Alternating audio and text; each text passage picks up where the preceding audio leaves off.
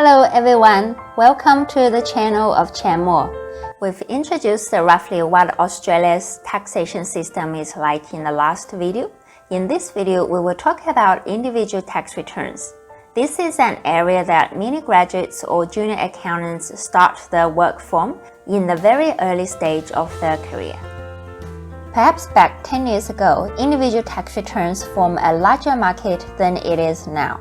Since the ATO released the software eTax and later on MyTax, many simple tax returns can be lodged directly via the ATO's website by the taxpayers.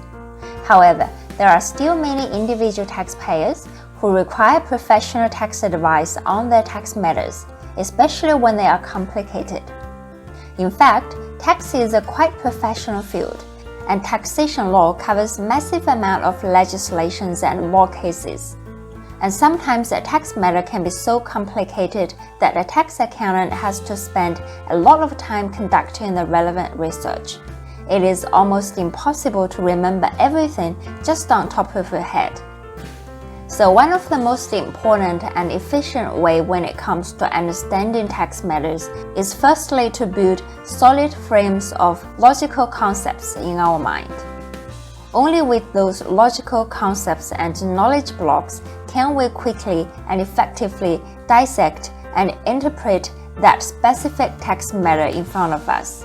Thus, with the research in the right direction, we find the correct answers and solutions. Most accountants in the public practices would start CA or CPA program when they start their career.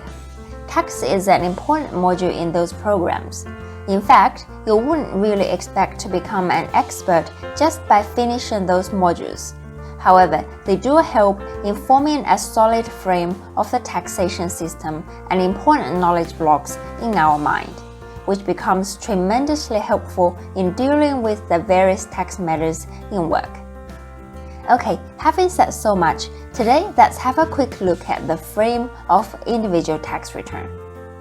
Now, when it comes to the Australian taxation, we need to understand that there is an array of tax types that are under different tax laws. For example, income tax, GST, fringe benefit tax, payroll tax, etc. are all under different legislations. However, income tax accounts for the largest proportion of the government's tax revenue. The taxpayers who pay for income taxes can be different entities as well, including individuals, companies, trusts, super funds. When we are talking about individual tax returns, we are referring to the income tax return lodgements of which the taxpayer is an individual. The ATO publishes quite comprehensive guidelines on the individual tax return forms every year. We can easily search by individual tax return instructions. The tax return form follows the logic of assessable income minus tax-deductible deductions comes to the taxable income. Now taxable income is the amount to which the tax rates are applied. Now this calculated tax is reduced by the tax offset, if there is any. For example, franking credit, foreign tax credit, etc., to arrive to the final tax payable.